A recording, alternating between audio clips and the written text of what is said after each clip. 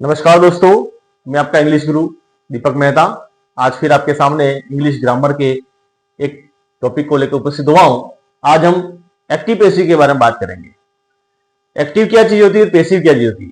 हम सब active passive पढ़े हुए भी हैं, जानते भी हैं, लेकिन एक्टिव की डेफिनेशन क्या होती है, पैसिव की डेफिनेशन क्या होती है, वो आज तक किसी को पता नहीं है। मैं आपको ये बताने वाला हूं कि एक्टिव किसको बोलते हैं, पैसिव किसको बोलते हैं। एक्टिव किसको बोलते हैं? When the subject and doer are same, जब किसी सेंटेंस में सब्जेक्ट और डूअर सेम होते हैं। ये एक सेंटेंस दिया हुआ, हमको एग्जांपल दिया हुआ है। ये इस एग्जांपल की अगर बात करते हैं तो ये राम जो है वो हमारा सब्जेक्ट भी है और यहां पर ये डूअर भी है। सब्जेक्ट का मतलब होता है कर्ता और डूअर का मतलब होता है काम को करने वाला। जब किसी सेंटेंस में सब्जेक्ट और डूअर सेम हो, कैसे हो, सेम हो, उसको बोलते हैं एक्टिव। अब इस सेंटेंस में राम करता भी है और काम को करने वाला भी राम ही है, इसका मतलब ये सेंटेंस हमारा कहलाता है एक्टिव का। उसी तरह से पैसिव की डेफिनेशन पढ़ते हैं। When the subject and doer are different, जब सब्जेक्ट और डूअर दोनों अलग अलग होते हैं। एग्जांपल पे बातचीत करते हैं हम। ये हमारा रावण है, ये डूअर है, सॉरी सब्जेक्ट है, और ये राम है, वो काम को करने वाला। इस सेंटेंस में यदि देखें तो रावण है वो सब्जेक्ट है, लेकिन काम कौन कर रहा है, काम राम कर रहा है। तो जिस सेंटेंस में सब्जेक्ट और डूअर अलग अलग होते हैं, डिफरेंट होते हैं, वो कहलाता है पैसिव। आपको एक डेफिनेशन बताई मैंने एक्टिव और पैसिव की, कि जब सब्जेक्ट और डूअर सेम होते हो वो कहलाता है एक्टिव, जब सब्जेक्ट और डूअर अलग अलग होते हैं, डिफरेंट होते हैं, वो कहलाता है पैसिव। ये एक डेफिनेशन मैंने आपको बताई। दूसरी डेफिनेशन बता रहा हूं मैं साथ में ही।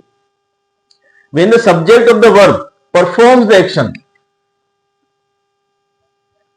जब हमारा सब्जेक्ट जो है उसके साथ में जो वर्ब आ रही है वो एक्शन को परफॉर्म कर रही है। इस सेंटेंस में देखते हैं, ये हमारा सब्जेक्ट है राम, इसकी जो वर्ब कील ये परफॉर्म कर रही है। क्या कर रही है? परफॉर्म। जबकि यहां पर क्या होता है, यहां पर एक्शन को रिसीव किया जाता है। ये हमारा जो वर्ब है वो क्या हो रहा है, ये सब्जेक्ट के द्वारा एक्शन को रिसीव किया जाता है। यहां पर हमारी जो वर्ब है वो एक्शन को परफॉर्म कर रही होती है, और यहां पर पैसिव के अंदर वर्ब जो होती है वो एक्शन को, सब्जेक्ट जो है वो एक्शन को रिसीव कर रहा होता है। ये दोनों में डिफरेंस होता है। यहां पर हमारी वर्ब क्या होती है, परफॉर्म कर रही होती है। यहां पर पैसिव में वर्ब क्या होती है, वो एक्शन को रिसीव कर रही होती है। ठीक है, सब्जेक्ट उस एक्शन को क्या करता है, रिसीव करता है। तीसरी डेफिनेशन बताऊं तो इसमें सब्जेक्ट होता है, फिर वर्ब होती है, फिर ऑब्जेक्ट होता है, फिर आगे कॉम्प्लीमेंट होता है, शेष जो बचा हुआ वाक्य होता है वो होता है। और इसी तरह से पैसिव में क्या होता है, पहले ऑब्जेक्ट आ जाएगा, फिर verb B plus verb third हो जाएगी, और बाय प्लस सब्जेक्ट, और जो रेस्ट ऑफ जो सेंटेंस है वो हो जाता है। इस तरह से हमारा सेंटेंस होता है। हमने दो सेंटेंस लिखे हुए भी है। यहाँ पर ये हमारा सब्जेक्ट है और ये हमारा डूअर है। यहाँ पर ये हमारा सब्जेक्ट है और ये ओम है, वो हमारा यहाँ पे डूअर है। ये एक्टिव पैसिव की डेफिनेशन होती है, वो जो बहुत कम लोग ही बता पाते हैं। तो आपको ये ध्यान रखने की एक्टिव किसको बोलते हैं, पैसिव किसको बोलते हैं। फिर से एक बार बोल रहा हूं, जिसमें सब्जेक्ट और डूअर सेम होते हैं वो एक्टिव कहलाता है, जिसमें सब्जेक्ट और डूअर अलग अलग होते हैं, डिफरेंट होते हैं, वो पैसिव कहलाता है। जिसमें सब्जेक्ट जो होता है वर्ब वाली सब्जेक्ट, वो एक्शन को परफॉर्म करती है, जिसमें subject of the verb action को रिसीव करता है, वो पैसिव कहलाता है। आगे बात करते हैं एक्टिव पैसिव के अंदर। अभी हमने एक्टिव पैसिव की डेफिनेशन पढ़ी थी। अब एक्टिव पैसिव में रूल्स क्या होते हैं, कैसे चेंज होता है। एक फ्लो चार्ट मैंने आपके सामने बनाया, डायग्राम बना के आपको दिया हुआ। यदि डायग्राम आपको समझ में आ जाता है तो आपको एक्टिव पैसिव बिल्कुल 100% इजीली समझ में आ जाएगा। क्या होता है, ये सब्जेक्ट हमारा राम, ये वर्ब है कील्ड, और रावण हमारा ऑब्जेक्ट है। राम सब्जेक्ट जो है वो बाय को लेकर के ऑब्जेक्ट के घर पे चला जाता है। जिस जगह पे रावण होता है, ऑब्जेक्ट होता है, उस जगह पे कौन चला गया, बाय प्लस राम। और उसी समय पे रावण है ऑब्जेक्ट जो है वो दूसरे रास्ते से सब्जेक्ट घर पे जाता है, रावण घर पे आ जाता है। मतलब राम की जगह पे रावण आ गया और रावण की जगह पे बाय प्लस राम आ गया। मतलब सब्जेक्ट और ऑब्जेक्ट ने आपस में एक दूसरे की जगह बदल दी है, एक्सचेंज कर लिया अपनी पोजीशन को। सब्जेक्ट ने और ऑब्जेक्ट ने अपनी पोजीशन को बदल दिया है। वर्ब जो होती है वो हमेशा बी प्लस वर्ब कराती है। पैसिव बनाते समय वर्ब हमेशा बी प्लस वर्ब होती है। तो यहाँ पे वॉज किल्ड हो गया। आगे हम जब बात करेंगे तो यहाँ पे वॉज ही क्यों हुआ वो भी आपके सामने क्लियर हो जाएगा कि वॉज ही क्यों आया। ठीक है, अब हम रूल्स की बात करते हैं। रूल्स क्या होता है, ऑब्जेक्ट और एक्टिव। एक्टिव का जो ऑब्जेक्ट है हमारा, ये हमारा ऑब्जेक्ट है। एक्टिव का जो ऑब्जेक्ट होता है वो पैसिव का सब्जेक्ट बन जाता है। ये ऑब्जेक्ट जो है वो क्या बन गया, हमारा पैसिव का सब्जेक्ट बन गया। दूसरा रूल्स क्या कहता है, सब्जेक्ट ऑफ एक्टिव। एक्टिव का जो सब्जेक्ट होता है वो पैसिव का ऑब्जेक्ट बन जाता है। ये हमारा सब्जेक्ट है, वो पैसिव का क्या बन गया, ऑब्जेक्ट बन गया। By etcetera preposition is used before object of passive. अब इस ऑब्जेक्ट के आगे हमने क्या लगाया है, बाय लगाया। क्या लगाया है, बाय। तो बाय प्रीपोजिशन को यूज किया जाता है उस ऑब्जेक्ट के पहले। हर जगह बाय ही नहीं आता है, कुछ कुछ जगह पर टू, विथ ऐसे कुछ आते हैं, वो हम आगे बात करें उसके बारे में। इसलिए हमने यहाँ पे एक्सेट्रा लिखा हुआ है कि बाय सब जगह नहीं आता है, कुछ वर्बों के साथ में कुछ दूसरे प्रीपोजिशन भी आते हैं। तो by etcetera preposition is used before object of passive. Verb कौन सी होती है, तो बी प्लस वर्ब थर्ड। हमेशा याद रखना, पैसिव बनाते समय वर्ब कौन सी होती है, तो बी प्लस वर्ब थर्ड। मतलब बी का वीटो पावर है, वर्ब थर्ड के साथ में हमेशा बी फैमिली आएगी ही आएगी। अब बी किसको बोलते हैं, तो हमने बी की फैमिली लिखी है, is, am, are, was, were, be, been और बी। ये 8 प्रकार के मेंबर में से कोई एक मेंबर हमेशा वर्ब थर्ड के साथ में रहेगा ही रहेगा। नोट कर लेना, पैसिव में वर्ब हमेशा बी प्लस वर्ब थर्ड आती है। बी किसको बोलते हैं, तो is, am, are, was, were, be, been और बीइंग।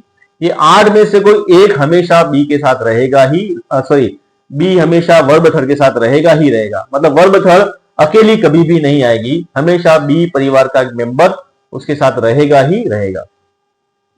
पैसिव बनाने में वर्ब कौन सी यूज करते हैं, तो ट्रांजिटिव वर्ब को यूज करते हैं। पैसिव हमेशा ट्रांजिटिव वर्ब का ही बनता है। वर्ब 2 प्रकार की होती है हमारी, main verb, finite, non finite. Finite verb 2 प्रकार की होती है, ट्रांजिटिव, इंट्रांजिटिव। ये हमने अपने वर्ब के टॉपिक में पढ़ा हुआ है।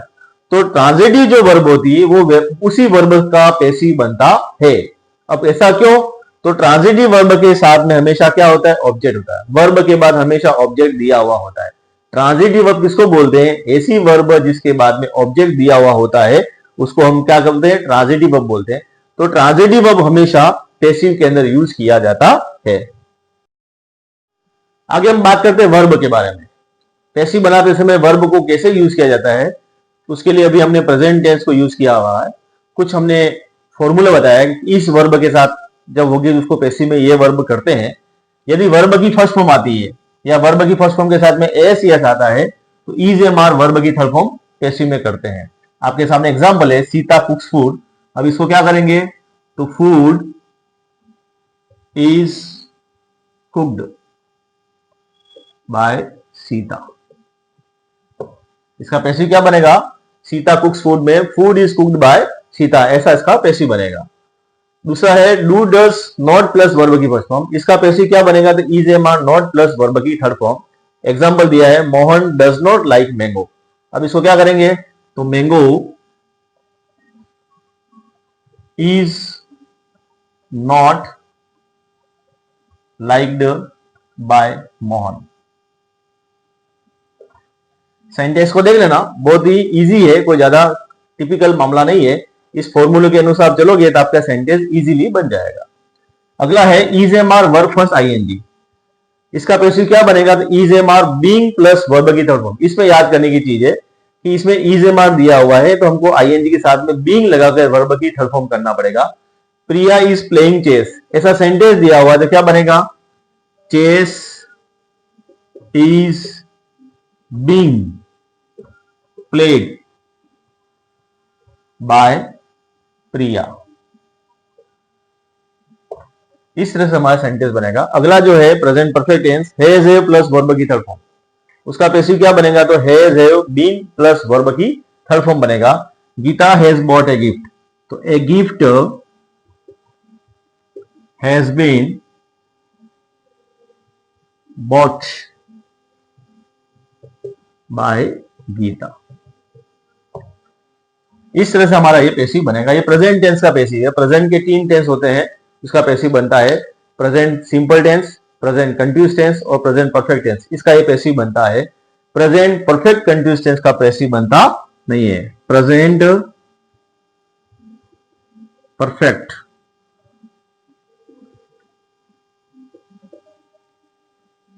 Continuous tense